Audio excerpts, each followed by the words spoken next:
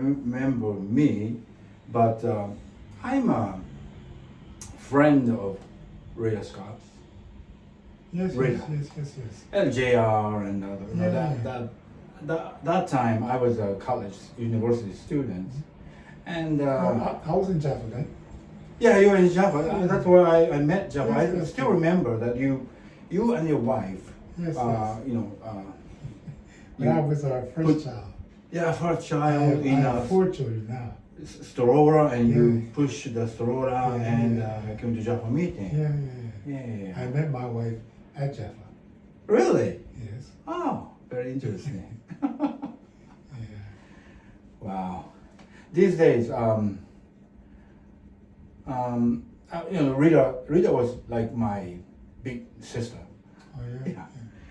Yeah. Oh, actually, I was born and raised in Mie Prefecture near Nagoya City. Mm. Then I came to Tokyo to attend university. Yes.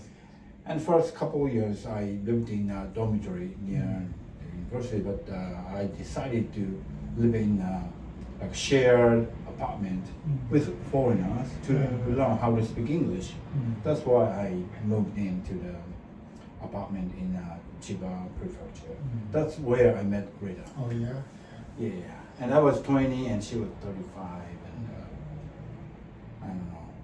She told me a lot of things about U.S., African American culture, history, and New York, and multi race or multicultural. Yeah. My wife was close with all the women in Jaffa.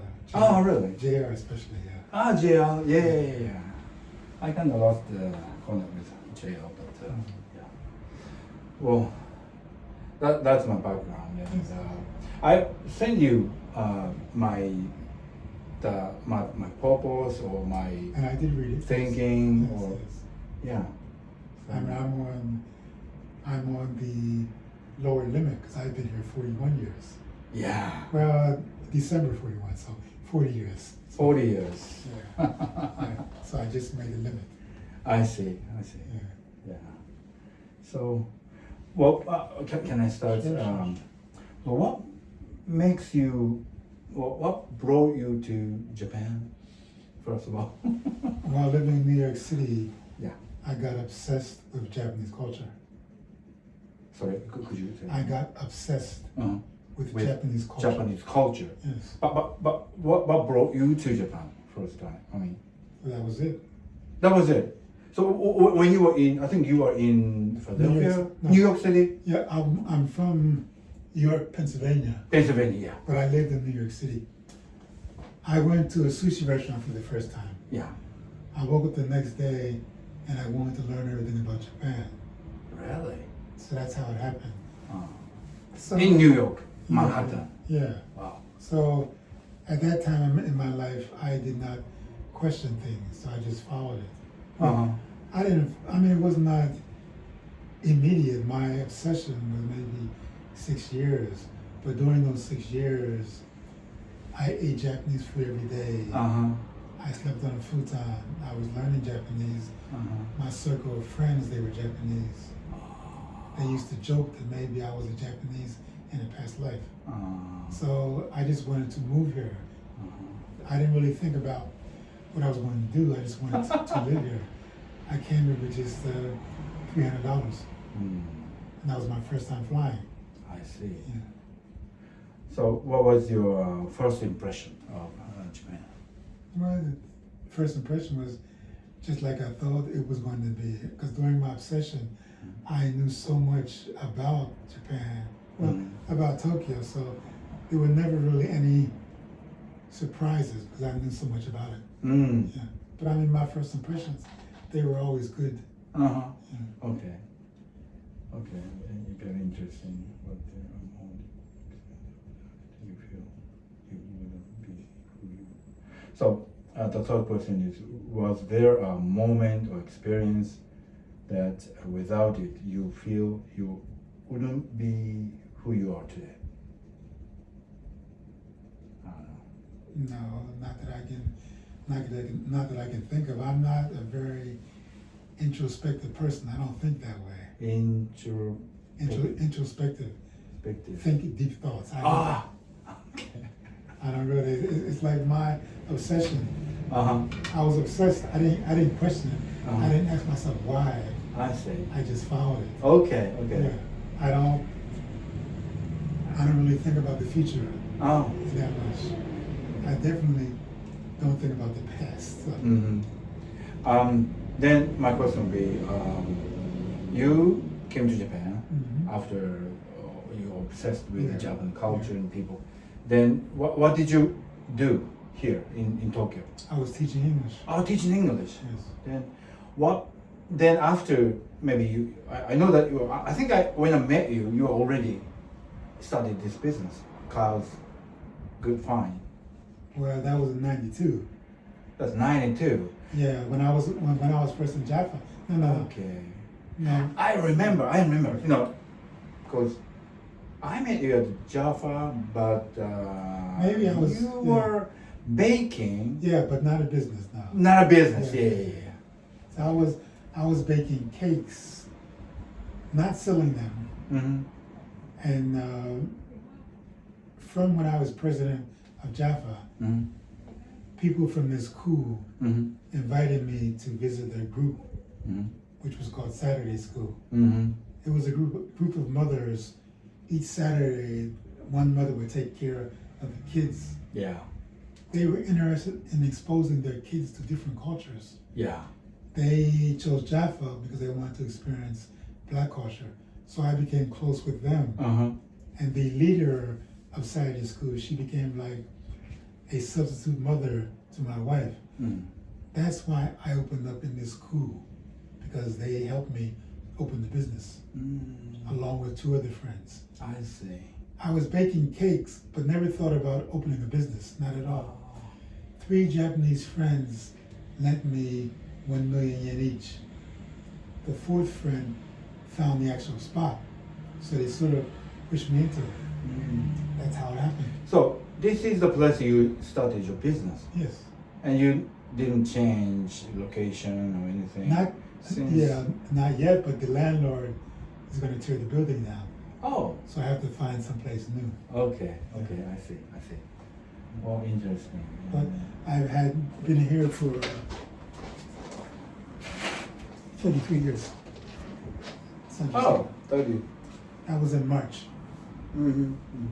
Well, okay. So you were good at baking, or you like baking? I like baking, but actually, I taught myself how to bake in Japan from cookbooks. I didn't go to school or anything. But since I was a child, I wanted to be a restaurateur, so I always loved cooking and foods. Yes. Okay, so what challenges did you face in turning your initial business? Were there challenges? Because it seems like you had friends. Yeah, but I don't. To help you. Yeah, but I can't think of any challenges. None at all. Which probably seems unusual, because a podcaster from America 2 months ago, she asked me, have I had any failures? And I said no. And she thought that was also strange. That's very interesting. Yeah, but I have not seen any challenges or failures. But I tell people I'm just a small baker. I mean, I don't know what kind of challenges I would have faced. I mean, where I have no competition. So. Well, for example, when you open a bakery shop, I mean, first, I don't know, several months, you didn't have enough customer, or not enough sales to make a profit, No, I was making money from day one, and I was always making money. That's very rare case, actually. Yeah. That's why when people interview me about my business, I tell them, you can't judge by me because mine is unusual. I think, well, you know, since you've been doing this business a long time, and maybe you met other bakers or other African American or other American or foreigners who probably try to do similar business, but they might have faced different challenges. Then maybe so. I mean, the first time I was in English Japan Press, that was the Japan Times. Mm-hmm. Foreigners all over Japan, they were congratulating me for opening the business, and I didn't know why. Apparently, people thought it was much more difficult than it was. Maybe it generally is difficult, but in my case, it wasn't. So I didn't know what all the hoopla was about. I see. I'm sure everything in Japanese, my wife took care of that, but maybe she would say there were problems, but I didn't see any problems though. Nothing major. I mean, I was busier during COVID. Oh, busy during COVID? Yes, not slower, busier. I see. Well, you know, from what I just heard from you, I think people maybe wanting to help you. Yes. Your wife is very have many friends, and your personality is also very friendly and open and so forth. That might be the key. Yeah, but I mean that's just who I am. I mean, I know. I didn't do anything. nothing special. I mean, yeah. But I mean, my wife thinks that I'm too laid back, that I don't worry enough. But I generally don't worry about things. Yeah. I see. That's very interesting. Something that I did, I was speaking to a university about Japanese business, and I told them my example is totally different. I didn't go to business school. That's what I said to them. But I'm here to show you that it is possible to start a business without having a degree or going to business school. Maybe it's not possible now, but 30 years ago, it was possible. I told them, I don't even know how much anything costs. I never figured out how much it costs. I know I'm making money, but I don't know how much money because I haven't figured out how much everything costs. My wife's always telling me, raise prices, and I try and not raise prices that much. When I first opened up, 33 years ago, a carrot cake was 300 yen. Now it's 500 yen. So 200 yen in 35 years. That's all I raised the price. Yeah. Well, since you mentioned carrot cake, I want to talk about carrot cake because I love carrot cake. Since I didn't know about carrot cake actually. But most of my customers did not know about it either. Not 33 years ago, they didn't know about carrot cake. Now you can find carrot cake many places. But when I first opened the shop, there were not that many places. You know, when I invited Rita to my hometown, she brought carrot cake. So my entire family, my parents, my brother, my sister, that was probably the first carrot cake. Oh yeah. And it was so good. Since then, I always, whenever I see a carrot cake on a menu or display, I try to buy it and check if it is authentic carrot cake. But is carrot cake really American dessert? When I lived in New York City, we had many delicatessens, and every place sells a carrot cake. Okay. So that's why I chose carrot cake. I chose my cakes at random. There was no thinking about it. I just chose it myself. Yeah. Japanese magazines, when they interview me, they ask me why my carrot cake is different, or how it's different. And I say, it's probably not different, but I grind my own spices. So you're gonna taste, carrot cake is spicy, Yeah, you're gonna taste these spices a lot, When I first was introduced to Saturday school and I gave my carrot cake to the children in Saturday school, they called it spice cake. Because that's what the kids Ah, spicy. Because that's what they tasted, yeah. I see. Okay. I had a chance to talk to Rita's family, like sister and Yes. I don't know. They were very good at telling me which food is generated from what kind of people. Mm. Like for example, as a Japanese, since you're running a Yes. bakery business, I want to talk about bread and what do you call a bagel. Yes. Bagel is the Jewish Yes, thing, yes. and cheesecake. I didn't know that cheesecake is Jewish. I mean, New York style cheesecake is Jewish, right? I didn't know either. You didn't know? Yeah. I mean, the first time a customer asked me to make red velvet cake, I didn't know what red velvet cake was, Oh, and I didn't know it was soul food because I never had it. is it soul food? Yes, but I didn't know that. Yeah. Uh-huh. Yeah, so many things people just don't know the roots of the Yes. food. Yeah. Okay, I was just curious about the carrot cake, where it came from. I don't know the history of it now. Yeah. But I tell people there's probably hundreds of different kinds of carrot cake. I mean, there's all kinds. Mm, Yeah.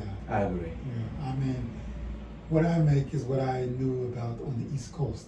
Maybe the West Coast is different. I mean, somebody from South America asked me if I could make a carrot cake, South American carrot cake.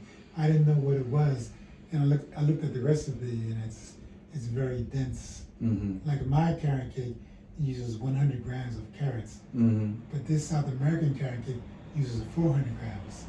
So it's That's very a lot, heavy. yeah, very heavy. Moist, yeah. But whenever anybody asks me to make something new, if there's a recipe, then I can make it. That's what I tell them, yeah. Okay, that's interesting. Yeah, when I went to Australia, they have their own carrot cake, and Yes, I yes. visited the Danish cafe. They had their own carrot Yeah. cake, and yeah. Oh, actually, I was so fascinated with soul food when I was in US, and it's an influence of Rita. Yes, yes. And I always wanted to learn how to cook, soul food. Well, actually, there's my favorite restaurant in Washington D.C. Oh yeah. It's the cafeteria belongs to a large church, and they had a very good pound cake, Oh yeah. apple pie, and so yeah. But then Rita's, I think Rita's sister gave me a cooking book by the New York famous restaurant. Sylvia's. Sylvia's I cooking know. book. I know. Yeah. I still keep that book and sometimes try to cook something from that book, but the recipe is like an American. I mean, Yeah. onsen pond. And, Yeah. Well, I mean, I just convert. Yeah, I have to convert. Yeah. But I mean, you can find recipes online Maybe, yeah. that you can change Mm. from Oh, American like a to metric. translator or calculator or. But sometimes the actual site, Ah. many sites have metric these I days. see. Yeah. Okay, maybe I should try that. Mm.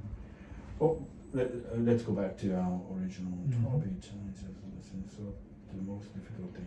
So yeah, what was your most difficult thing about language or cultural barrier? When you are running a business, maybe you don't have any challenge thing. Well, my wife and daughter say that my Japanese is not very good. Oh. They say they're embarrassed when I'm on Japanese TV. That it sounds so bad. So I think maybe that's why I don't recognize any difficulties, because if there are difficulties in Japanese, I don't have to deal with it. Either my wife or my son deals with it. But barriers, difficulties, I'm not the kind of person who takes anything personally.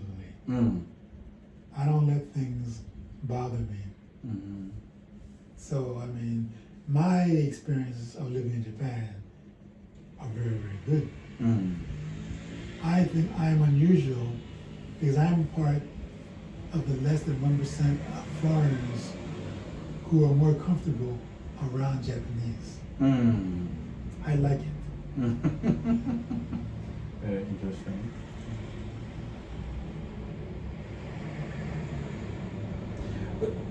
Since 30 years or 40 years of this bakery shop, running bakery shop, was there a time that you thought maybe I should quit this business and start do something new? Never. Never. Not in 33 years. I mean, even though I'm teaching my son the business, I still love baking. Even love it from the first day. Your son is taking over the business in the future? In theory, but I'll still be in the background. Yeah. Yeah. Okay. Yeah. Good that you have a success. Yeah. That's my youngest son. My other kids, they have corporate jobs. Oh, yeah, I know that your daughter works for a consulting firm, accounting firm. Well, she used to. Now she works for the company that owns Gucci. Gucci. Oh. Gucci's parent company. Yeah, I know. Okay. And she's also ranked in CrossFit. I see. My daughter, she went to Penn. My daughter who went to Georgetown is a paralegal. I see. For a U.S. law firm here. Very good. My son, first child, who went to Wichita State, he works for Price Waterhouse. So they're all corporate jobs. Mm-hmm. Xavier was in school in America during COVID for 2 years. Mm-hmm. But my wife brought him back. Now he's studying in Japan, and he's working here, and he does modeling jobs too. I see. But in the last 2 years, I didn't have to close the shop for summer vacation. He ran everything. So that's just in the last 2 years. I used to always close the shop when I went for summer vacation, but now I don't have to close because he can run it. So you're happy? Yes. Yeah.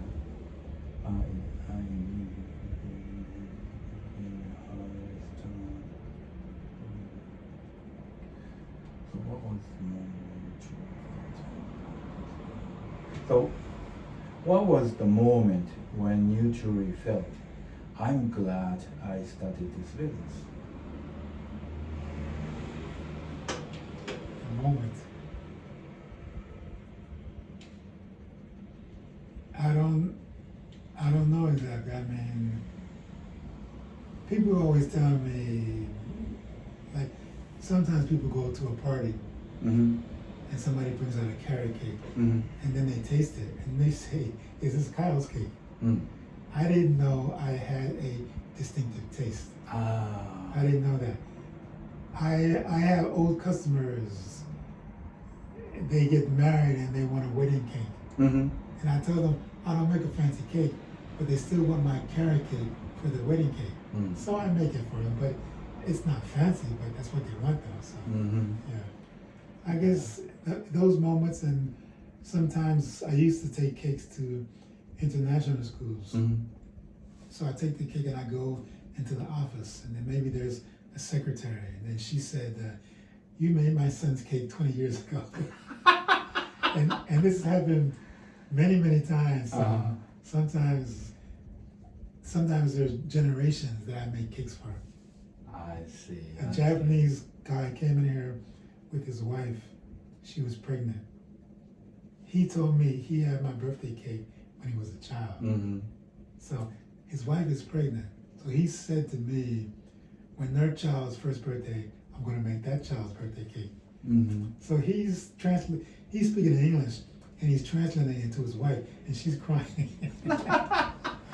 Those kind of moments. And I guess maybe 25 years ago, a Japanese returning family came back to Japan.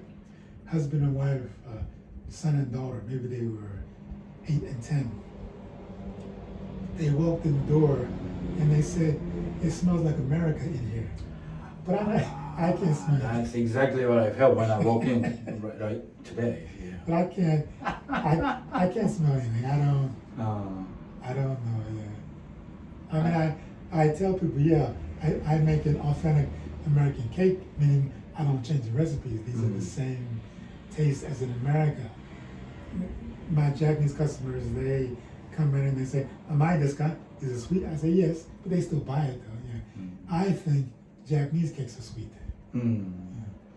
Since your son is taking over your business in the future, although you're in the back and for supporting him, Yes. but what is the most important thing that you want him to protect or you don't want him to change? Well, I don't mind him. I don't mind him changing. I mean, since I'm putting him, he has different ideals about making business, about making the business grow, and probably better ideals than me. These days, I just work at my own pace. I make what I want to make, and the showcase is never full. I just work at my own pace. Since social media exposure, my wife and my daughter, they tell me to make as much as possible because people are coming. And I try to, yeah. But he can change. I don't mind him changing, but just don't change the name, that's all. Okay, so you don't mind if he changes recipe No, or... no, Okay. I don't mind, but I don't think he thinks that way. He has ideas about business, not necessarily about the actual cakes. Yeah. But if he wanted to change, I would not mind. No, I have faith in him. Although my wife says I just spoil him. But yeah, I have faith in him. I see.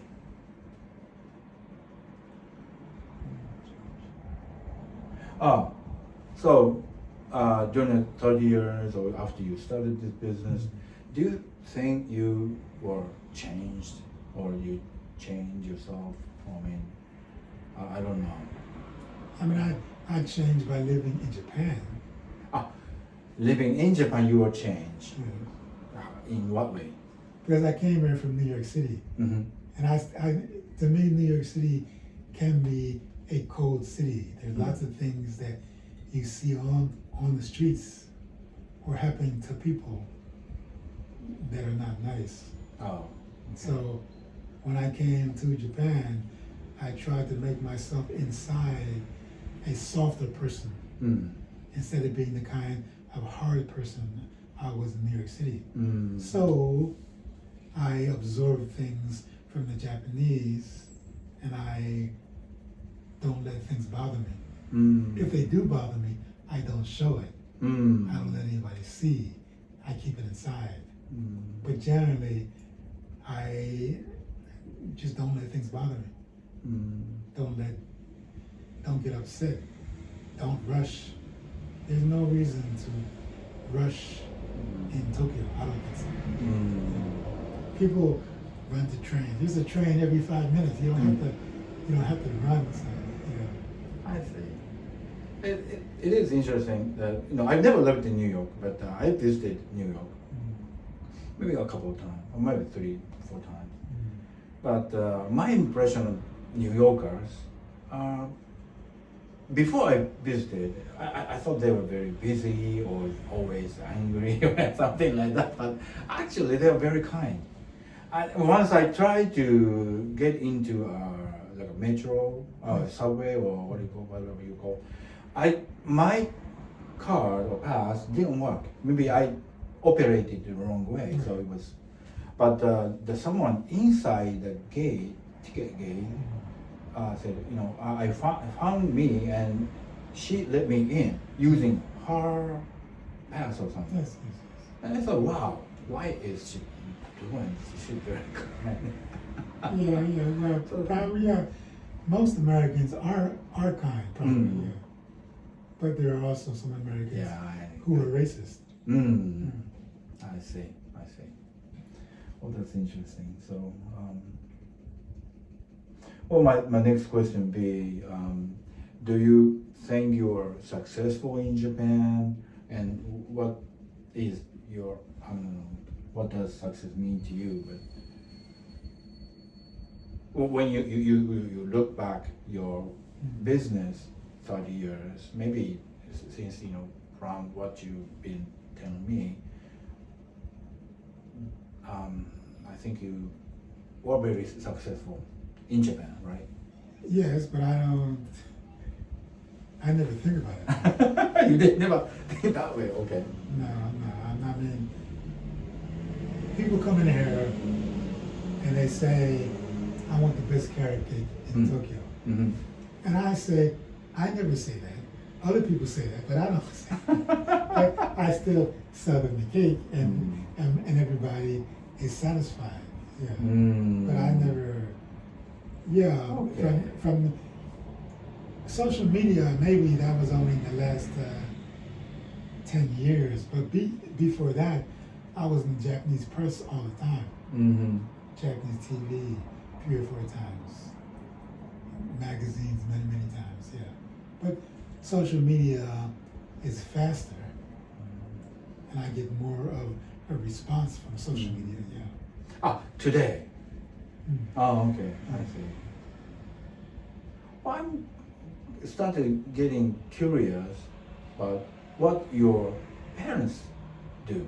I mean, as a job. My mother, she worked for the post office, A post office and my father was a machinist. machinist. Yeah. Oh, interesting.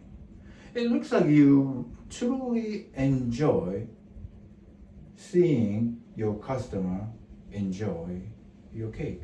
Yes, I do. I think that's all about it. Yeah. But I mean, I suppose years ago, you go into a bakery now, I mean, there's many big bakeries, fast food bakeries, but you don't know who makes the cake. Right. No. But you come into everything in the shop goes through my hands. Uh-huh. So you know I made it. And I say, especially if you're someone that I know, then part of my love is going into that cake. Yeah. If I know you, yeah. And that's what I think the main difference is. People know that I made everything. Well, my son makes everything, but my son is an extension of me. So, yeah. Bridging cultural difference. Yeah, now I want to talk about the cultural difference. What is the differences that surprise you most between US and Japan? Did I say it right? What Yes, cultural yes. difference between Japan and US surprise you the most? Yeah.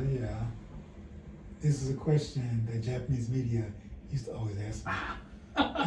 and I told them there were no surprises because I tell people I was an amateur Japanologist and I knew so much about Tokyo, Japan that nothing surprised me really. Okay. Everything was pleasant. Cultural differences. I never, as far as business, I never owned a business in America. So I can't compare having a shop to having a shop in America. Foreign U.S. media, they ask me what is my favorite thing about Japan or about living here.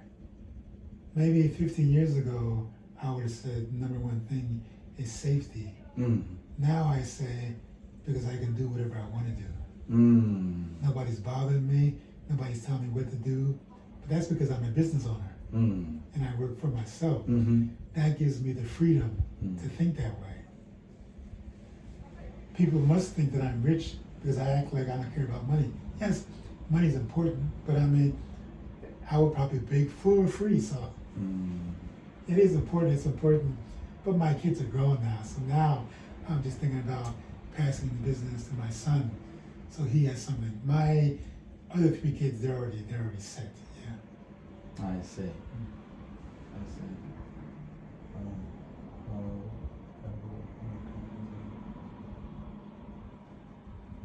How have your home U.S.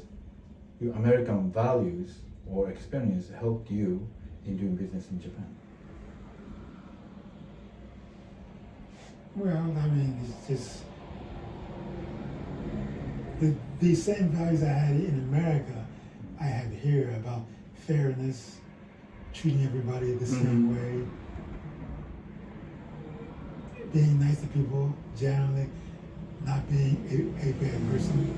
I mean, I had those values I had in America, but maybe in America sometimes it's difficult to be nice to somebody if they're not nice to you. So it was easier using those values in Japan. But I mean, it's just basically trying to be a nice person. That's all. If you're a nice person, then nice people will come to you. Nice attracts nice, basically. Yeah, I think so too. I think so. Okay. Future. Oh no, from our foreigners, but what do you see as Japanese most special attractive? Maybe you have already mentioned, but from foreigners' perspective, what would you see as Japanese most special or attractive qualities? Kind people or nice? Kind to people, open to people. Open people. Yeah. Sometimes I find myself, when I'm talking to foreigners, tourists, and I explain to them about how safe it is for Japanese children, school children, and about how clean it is. I find myself saying we, including myself with the Japanese. I'm not Japanese, never wanted to be Japanese, but this is my home. I never say going home. This is my home. I visit America to visit my family, and I was born there, but this is my home. During the big earthquake in Tokyo, I thought about sending my wife and children to America, but I was going to stay here. I was not going to go because I had a business, but yes, I would send them, but I never thought about leaving. But you still have families and friends in New York, right? Not necessarily New York, but America. America. Right. But you find Japan or Tokyo your home? Yes. Tokyo mainly. Tokyo. I've been here 41 years, but I have not visited Osaka or Kyoto yet. Oh. But when I lived in America, I had not visited the West Coast. So. Yeah. I see. So now I want to ask about future and messages for next generation. What advice would you give to foreigners who are planning to come to Japan? I mean, not the tourists, but... Yeah. Well, the advice I give tourists now, I tell them, don't be afraid to come just because you can't speak Japanese. You will learn Japanese eventually, but you can still live here and not speak it. And it will come naturally. I tell them that. And I tell them, don't think about coming to live here without visiting first. First visit. Of course, they see everything on Google about all the tourists who come here, and Japan is the #1 destination of tourists. And yes, I say it's a very good life here, and I encourage people to move here.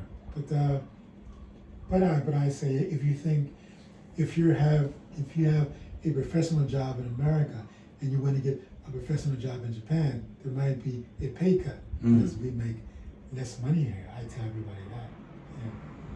But foreigners in general, I think are fascinated by Tokyo, and that's a good thing.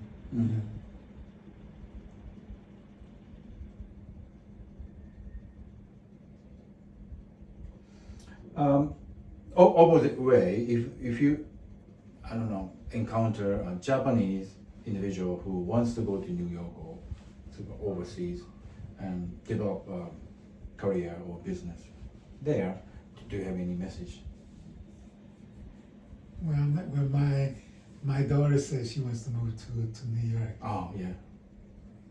and I'm trying to dissuade her because I want her to stay here, but she wants a challenge, so that's why she wants to move to New York. I'm too old for challenges. I don't need challenges. Yeah. I mean, I would, for Japanese, I would advise them to move to a smaller city. Maybe they want to go to New York because they live in Tokyo. They're two different cities, though. Yeah. So you prefer your daughter to live in not Manhattan, but maybe on the New Jersey side or Connecticut side, Pennsylvania. Pennsylvania. Where my family is, but yeah. But she's an adult. I can't stop her. I can just hope for her happiness. That's all. Yeah. I see. It's interesting. Since you were born and raised in Pennsylvania or New York, so you find Tokyo very comfortable living in here, good people. But your daughter is born and raised in here, but you want to go to New York and challenge. Yeah, but they all went to university in America. So they did live in America for 4 years. I thought that would be enough, but it probably was enough for my other two kids. They don't want to live. They don't want to leave, but maybe for her, 4 years was not enough. So, yeah. I see. But I believe in letting a person learn from their mistakes. My wife is many times telling me, don't do this, don't do that. But I'd rather do something wrong and learn from my mistakes than somebody tell me what to do. She can't understand that. But that's just the way I am, yeah. So if my daughter wants to move to America, I'll let her. Well, maybe she'll have a much better life. I don't know. Yeah. But I will support her either way. Okay. So my last question is, what is your dream or vision for your future in Japan? Maybe you are passing the business to your son, and what you're gonna do after that? Well, I'll still work. But yeah, my dream is to live as long as some Japanese do. 100 years old, yeah. That's my dream. Maybe not in, me and my wife used to think about after the business going to the country, but I don't really know whether I can live in the country though. My wife is from Iwate. Oh, Iwate? Yeah, Tono. Oh, really? Yes. That's where I wanted to always go. Because the Tono is a very famous place. There is also collected. Tono Monogatari.